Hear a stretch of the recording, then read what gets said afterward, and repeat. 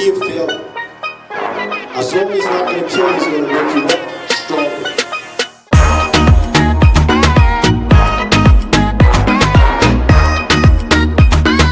Purchase your tracks today.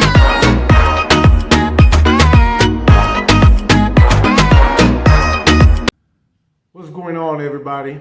Today I want to talk about innovation, how to speed up innovation across Africa. What we see is certain sectors move faster than others, like fintech right now.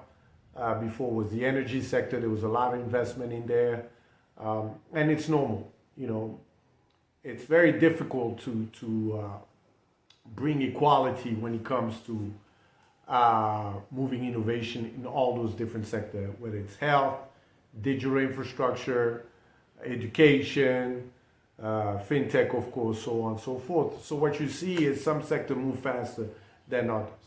And that's just how nature of the beast is. You know, investors are not trendsetters. They follow trends. And most of the time, they're looking for sector with high return, quicker return, so on and so forth.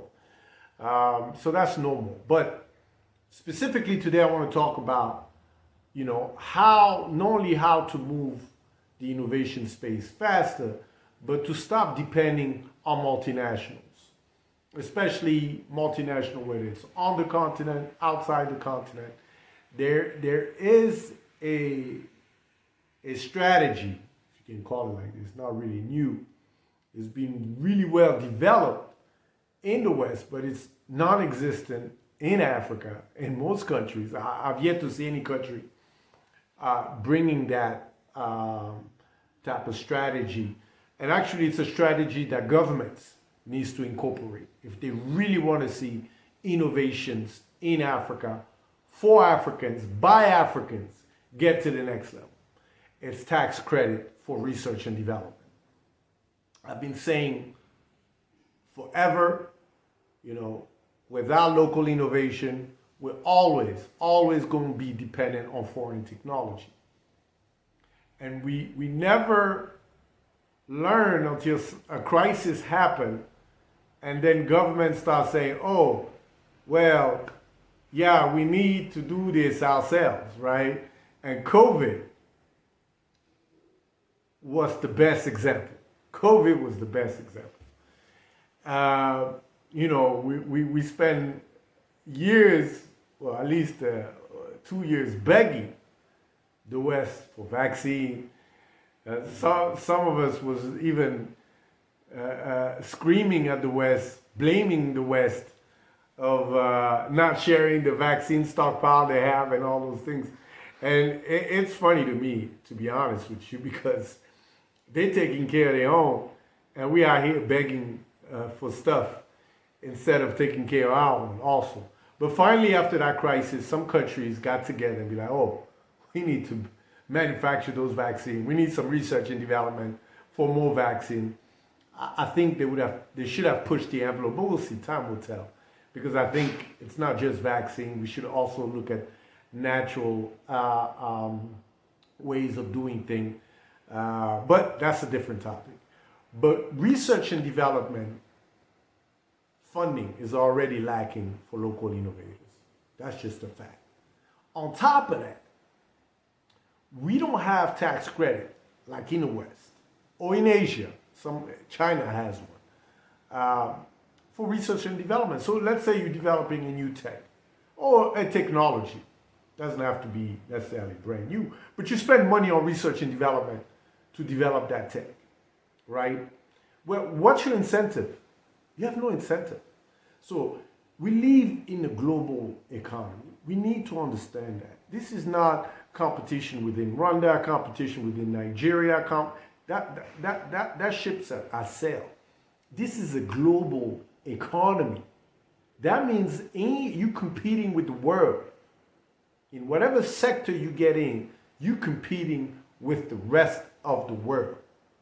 Now, of course, some company focus on certain market, but now most companies, especially in tech, they're not looking at region anymore or continent. They're looking at global. They want to take over the world, right? So when they're getting incentivized in their country and you're not getting incentivized, how are you supposed to win? So we need to look at tax credit for research and development. Now the argument with most African countries, we don't have money to give grants. We don't have money for this. We don't have money for that. Okay, great. But at least try to incentivize by tax credit. That would be a huge, huge help. So that's my take on this. I think that will really speed up the innovation space, right?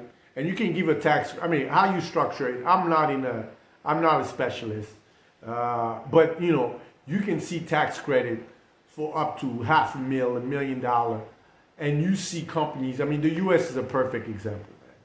I always use the US as an example for innovation because they dominate that space in most sectors. So it is, you have to use who's number one in that space. And they have massive tax credit for research and development. And most corporations, all the big tech corporations take advantage of it. You know, it's legal and it makes sense. If you're spending money for the future, not just for today, well, guess what? You'll stay on top. Thank you. Put some comment. Let me know what you think.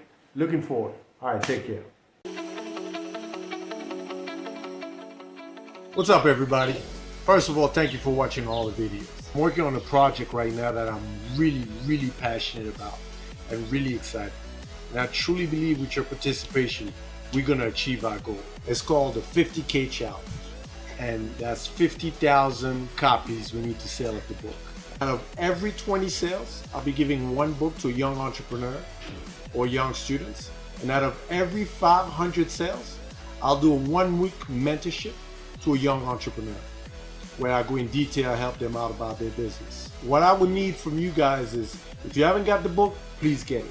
If you don't read, no problem. Share on social media about the book, you know, with your network.